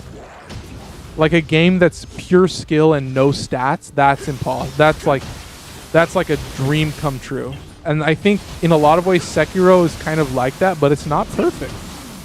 It has aspects that work and has aspects that doesn't work, and you know, you like some parts of it and you don't like other parts, and that's okay.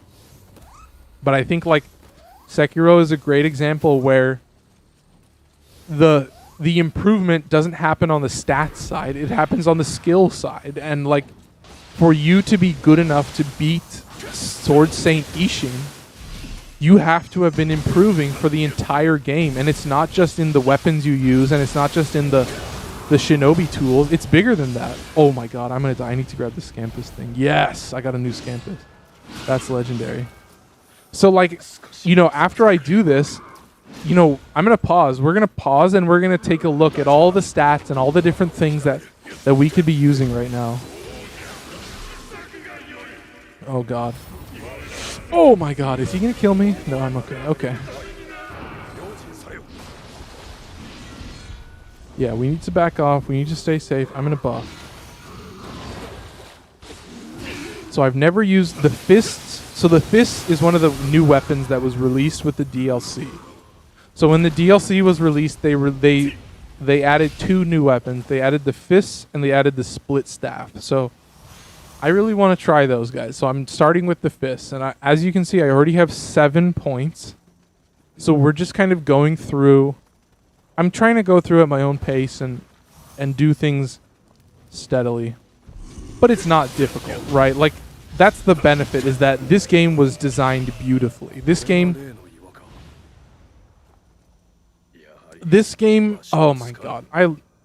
I would love to meet the team at Kosh, or like, I don't even know. Is Kosh Shibusawa, is that a development team or is that a person? Like, there's just, I would love to know more about this game, and I would love to speak with the people who made this game, because I think really this is one of the most incredible technical masterpieces in existence, if I'm being honest. If I really want to gush about how great this game is, like, I am more impressed with this game every day that I play it. And I think, like, this is one of those games that I could really become obsessed with and just absolutely destroy it and just do everything.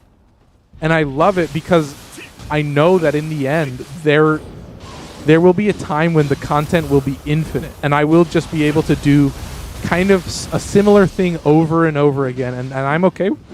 I am really okay with that. I know a lot of people would be like, dude, you're crazy. Like, you want to do the same thing over and over again? Like, what the hell is wrong with you? But I would say, like, the value isn't doing the same thing over and over again. The value is the stress. Like, it really is just, I'm creating artificial stress that I then have to overcome, and it happens. Oh shit, Tyler's back. You know, the stress, I'm creating it myself, and I'm trying to create more and more stressful environments, because eventually my body will overcome that stress, and then I will be stronger because of it. I will be a better player. I will be a better person. Maybe not a person. I don't know if playing video games necessarily makes me a better person. But, like, you know, I'm trying to get into this. And it's more fun to die sometimes. That's also, it's like, I'm okay with dying, because I think in the end, it's fun. This game is fun.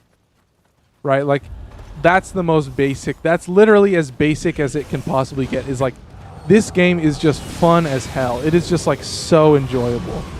I feel like I could play this game for 1,000 hours and still love it just as much as the first time I ever played Nioh. Literally, like, such a long time ago at this point. Did I play Nioh on PS4? I think I did. I think that's where I first played it, was PS4. And that was the first Nioh. That was the game where you played as a white dude in Japan, and it was like, it was a little strange, but there were so many things when you were playing Nioh that it's just like, I'm so impressed by it, and I'm just blown away at every instance that, like, this game is just, it's like every time you think they can't outdo themselves, they just blow you out of the water, and it's just like, oh my god, I'm so impressed.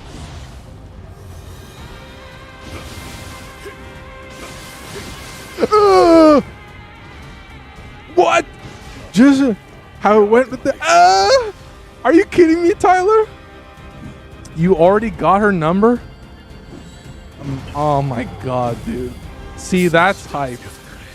See, that's what I'm realizing. It's reality comes in 2 waves. It's every time there's a positive thing, there's probably going to be a negative thing. And I don't, that's not, I'm basically just trying to relate with you right now.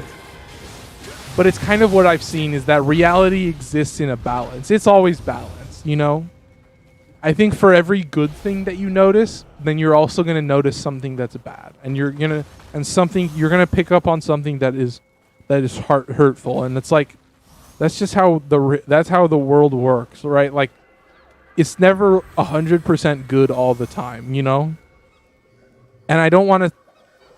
Okay, I'm realizing what I'm saying, and what I think is I'm not saying that every time something good happens, something bad is going to happen. That's not what I'm saying. I'm saying that sometimes when something really extreme happens, then something else really extreme happens. And what it seems like is that extremes all happen at once, right? Like Donald Trump became president and then a global pandemic hit. Like, bad things all kind of happen at once, and sometimes good things all kind of happen at once, and sometimes it's a mix. But really, it's just like the world is extreme. The world, there's a lot of shit that happens in the world that is just, oh my god, it's a little overwhelming, if I'm being honest. Ooh, attunement cost -1. That's kind of good. I might save that. Okay. So, anyway. Dude, Tyler, I'm hyped. And I will say, I don't know how this girl that you're talking to, I don't know how she will feel, but I hope that you can talk to her about your dog, right? I think that I hope that you can talk with her about that, and that she cares when she cares to listen to you, I guess is what I would say. Like you're a valuable person and you deserve to be listened to, and I hope that this girl genuinely cares about you, and I hope that she listens to what you're saying and how you're saying it, and because I think you'll be able to tell pretty quick that, like, oh, this girl really cares about me, and I hope that's true for you, because like I've been in that situation, and it's a wonderful thing, like sitting down and talking to someone and really feeling like that person is listening to what you're saying, and then feeling like that person wants to be there with you and wants to hear from you and wants to hear more from you. And I hope that's true. I think if it's not true, I don't think that's a bad thing either. I think it's something that a lot of people have to learn, and that's what I'm realizing is that. Sorry, I choked on some spit. That's what I'm realizing is that sometimes people don't do bad things because they want to be evil. I don't think a lot of people inherently want to be evil.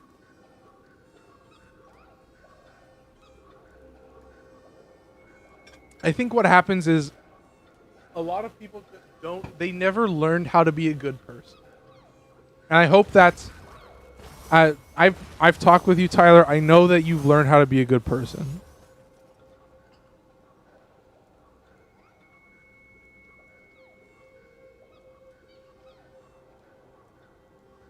Dude, see, like, I don't want to read that whole thing out, but that was so eloquently put. Like, that was so well put. I'm so impressed.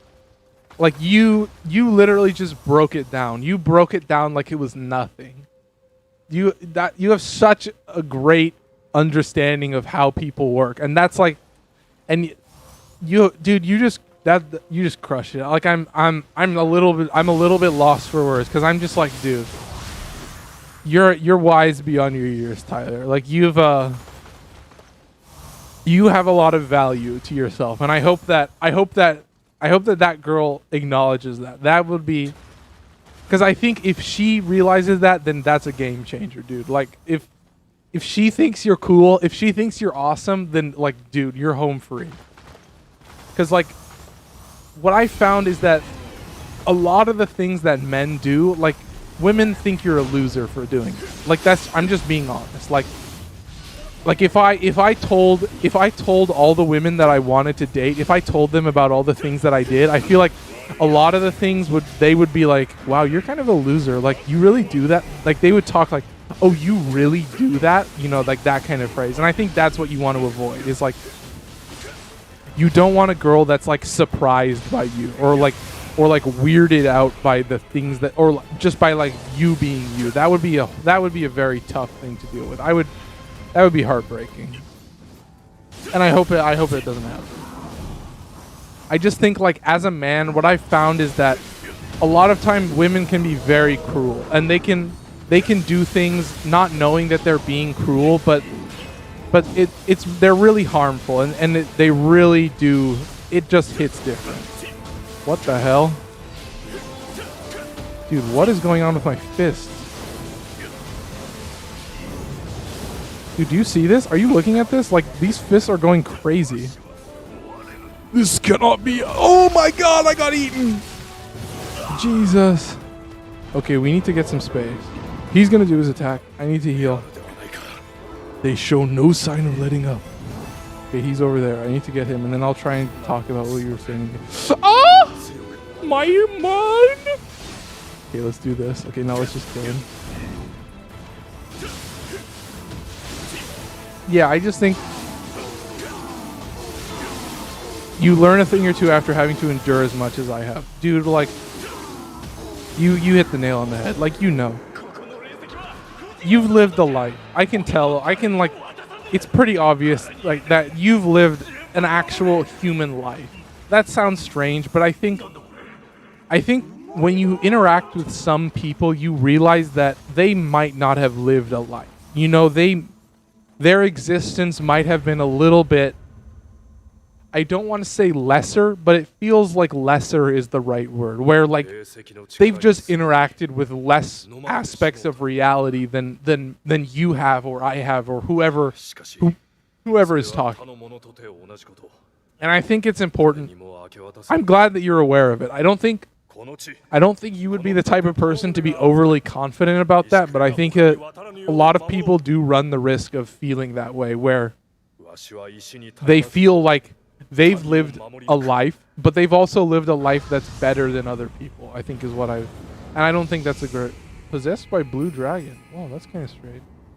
Date Tomomune. I feel like I've heard that name before. Anyway.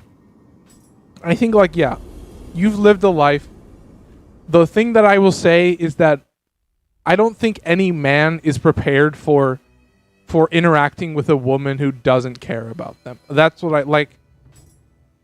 I think coming to the realization that the person you care about, whether they be a man or a woman or whatever, coming to the realization that you care about this person, but this person doesn't care about you, is a very hard realization to come to. But I think for a lot of people, they do come to that realization of, like, oh, this person doesn't really care about me.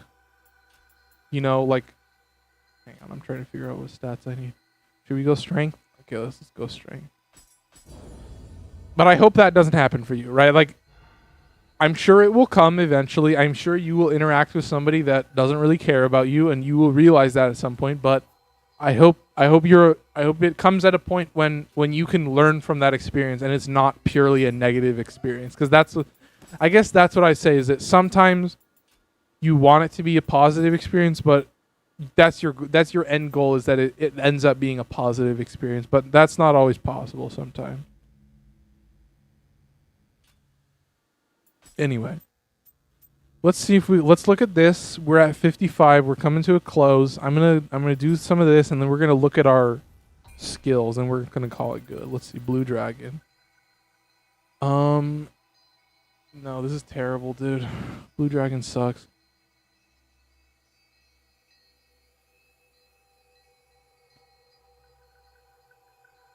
Dude, like, yeah, like, you're good. You're good, Tyler. I'm not worried about you being hurt, I guess is what I would say. I know you're strong enough to not get hurt by a person like that, because that you shouldn't be hurt by that. And for a lot of people, it hurts because they've never had it before. And I've gone through it, and it's hard, and it does hurt, but you grow from it and you become bigger than it in the end. And I think you are the proof of that. That it doesn't matter if something bad happens to you, because you are gonna grow from that experience, and you are gonna become better than it in the end. Okay. So this is what we're going to end the stream with. We're going to look at the skills and we're going to try and figure out what we're going to do. So we got Knife Hand Strike. This is an R2 after the combo. Okay, first we're going to go into here and we're going to look at fists. So we've got R2 at the end of combo. We got R1 at the end of combo. We got square plus R2 and square plus R1. And then we've got that. And we've got hold R2. Okay. And we've got R2 while down. Okay, cool. So let's look at this. So this is R2 after quick attack. Swiftly move forward every time you perform it while pushing forward on the left. Oh, we're getting that. That's critical. So that's one. Increases melee damage from fists against enemies that have 0 ki or less by 4%. Whoa, that's different, dude. I've never seen that before. Oh, and here's one of the ultimate techniques, strike like a yokai. Reduces your ki consumption as you connect skills while the enemy is aware of your presence. And then the other one is activates when you recover full ki from a ki pulse. Further extends the duration of the unbroken skill. Interesting. Do I want that or do I want unbowed? I'm going to have to figure out how to use unbroken. So unbroken allows you to connect any active skill to another active skill or an active skill to a normal attack. For each unique skill you connect with the enemy is aware of you, this effect stack. The higher this number gets, the higher your melee attack damage will be. The duration of this skill will be extended when you recover full ki from a ki pulse. Ever just sat down and thought about how much more different your life would be? Are you kidding me, dude? I've thought about this more than anything else in existence. Like, dude, if I would have any anime power, it would be resurrection. That would be my anime power. I would be able to resurrect forever. That would be like Sekiro to a billion, dude. What? Wait a minute. What the hell? Guard against incoming attacks as you advance. Pressing R1 to sweep the enemy's legs out from under them.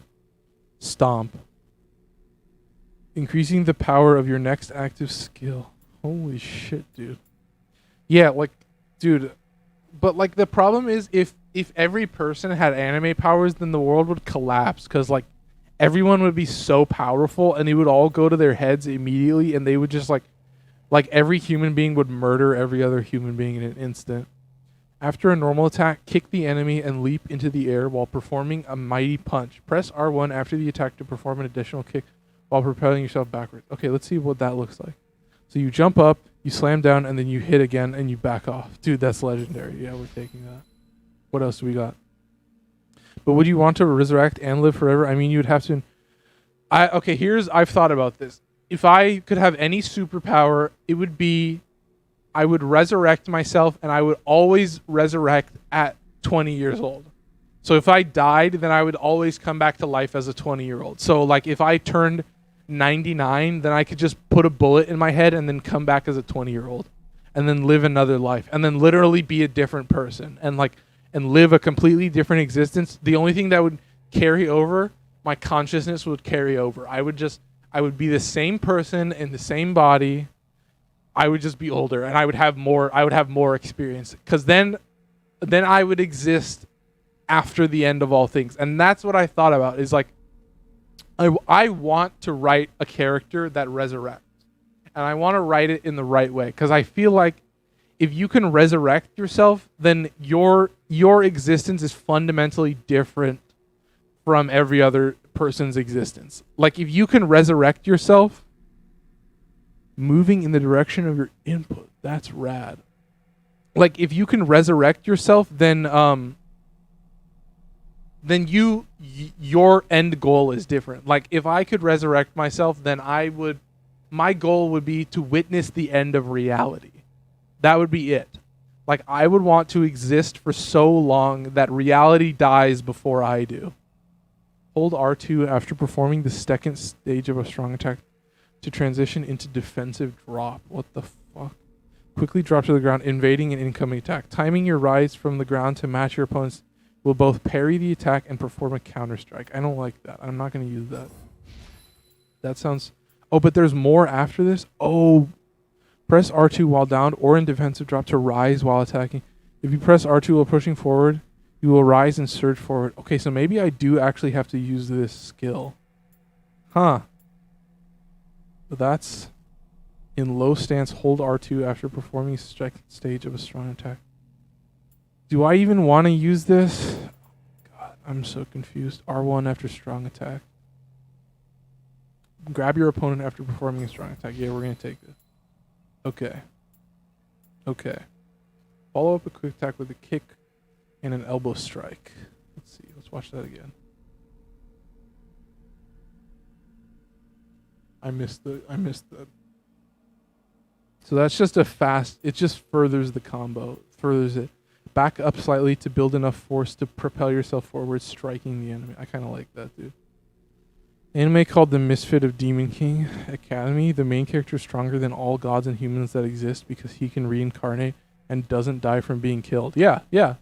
But he doesn't have to fight every living thing. He doesn't fight everybody. I think that's why, like, if you can resurrect yourself, then you are above battle. You are above warfare because you will never die, so you will never lose a battle.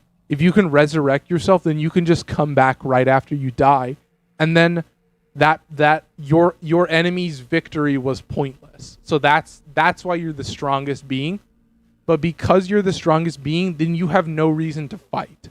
Like, if you can resurrect yourself, then you have no reason to fight anybody, because you are automatically, you would destroy everybody, and so fighting has no value.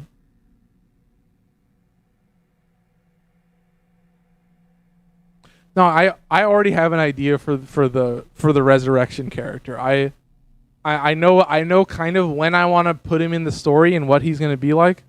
Yeah, it's only 13 episodes. Yeah, I'm probably going to watch it then. That would be great. I don't know. I'm sorry. I'm just watching this stuff right now, I guess. What is all this? Let's just keep watching this. Yeah, I don't think I want to use this. Opportunist. Strike a stance suitable for guarding against an incoming blow. After an attack has been blocked, press R1 to punch the enemy. Oh, so this is an automatic block. No, I don't think it's an automatic block. I think it's a... yeah, I don't like that. Whoa, powerfully strike the enemy. This attack greatly increases your anima. Okay, oh shit. Yeah, I think I might watch that show. So I guess we're going to get this. Parry the enemy's stance, circling around. So we're going to get this. Let's get these four first. Whoa. Follow up a quick attack with a flurry of punches. Hold R2 to increase your number of punches. This is kind of rad. Okay, we're going to get that. This works on any stance, so we're definitely going to get that. Archer's Impact. We're also going to get that. So we have 2 points left. Let's see. What else do we got? Press R1 multiple times to hit the enemy up to 5. Oh, hang on. Let's look at this battering ram.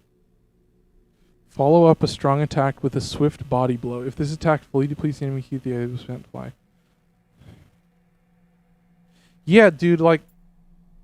Okay, that kind of turns me off a little bit. I don't really like super proud, confident characters. I guess that's what I would say.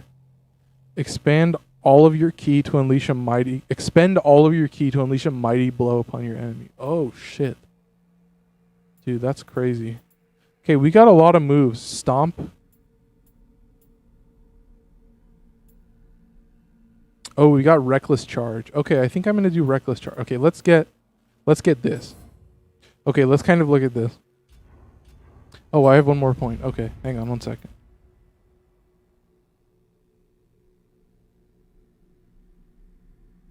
Jesus, dude. Yeah, like the more you talk about it, the more I'm kind of like, I don't know if I'm gonna... I just don't like confidence in general. Like, I don't like people that are overly confident and shit like that. It just kind of turns me off, dude. Like, right away. It's kind of shat, but, you know, also, like, what are you going to do about it? Okay.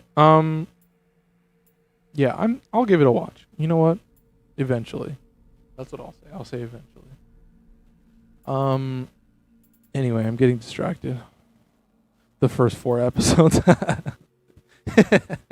Yeah. Hey, I guess I will. I'll see what if I like it. Yeah. Here's what I'll say. I'm probably gonna watch the first episode and hate the main character.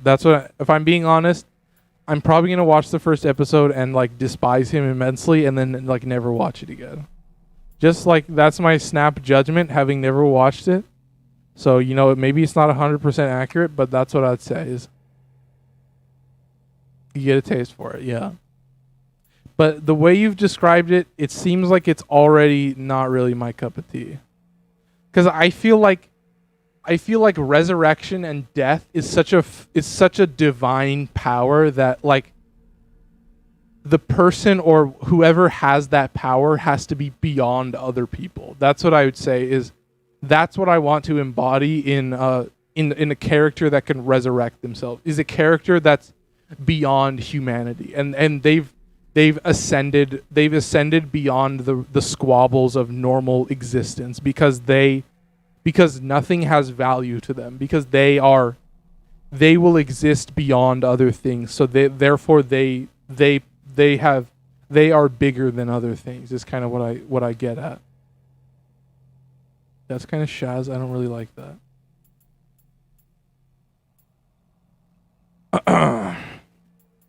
So like that's my kind of story, is something that's more like cerebral, and it's more about like kind of what I said. Like if you can resurrect yourself, then you will exist.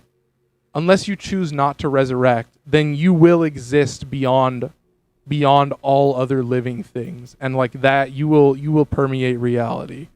You will exist beyond when reality does not exist, is I guess what I would say. I don't know. It's like it's hard to talk about. It's hard to even comprehend because we die, which is pretty basic. I just need to pick one more skill. I'm gonna pick opportunist. All right. Well, we went a little bit over. We went a little bit over time, but that's okay. I'm just gonna look at some of these skills real quick. So we got that. Yeah. His goal is to have world peace. That's wonderful. Okay, well I think we're good to go. I think we've done everything that I wanted to, and I can call it quits. Okay, I want to look at this real quick. Just see what we got. Fists of Reckoning. Yeah, we're good. Okay. All right. Tyler? I know I kind of shat on the anime that you recommended for me. I'd say I appreciate you offering it to me, and I think our discussion, being able to talk about it with you has been very valuable for me in understanding how the anime works and kind of what I want to glean from it. Yeah, go ahead, say one more thing. Oh wait. Oh my god, let me hear what you got to say. Oh.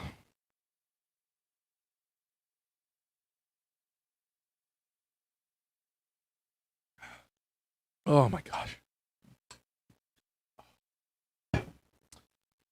Oh, let's see what you got to say, Tyler. Oh my god, dude. Oh, that was a good stream. My hands are a little tingly from playing so long. And kind of I'm not really active this often. All right, let's see what you said.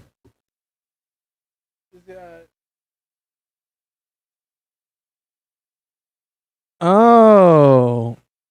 Is a reincarnation that is trying to have world peace, so he already failed once and is trying to correct his mistakes. So he's a reincarnation. He's trying to have world peace, but he already failed once and he's trying to correct his mistakes. So there's that. So he's more of a character then. He's just not. I'm kind of understanding what this character is from 2,000 years ago. Okay, yeah, that's way different. Yeah, okay. Well, that's great. I think maybe I'll watch the first couple episodes. I get a feeling that I'm gonna get a feel for it pretty quick, but that's why he's OP. Yeah, I mean I feel it. It's like the One Punch Man thing. Like when you're that powerful, then the story kind of changes. Yeah, I kind of get that. Anyway, that was great. I had a lot of fun. I hope you did too.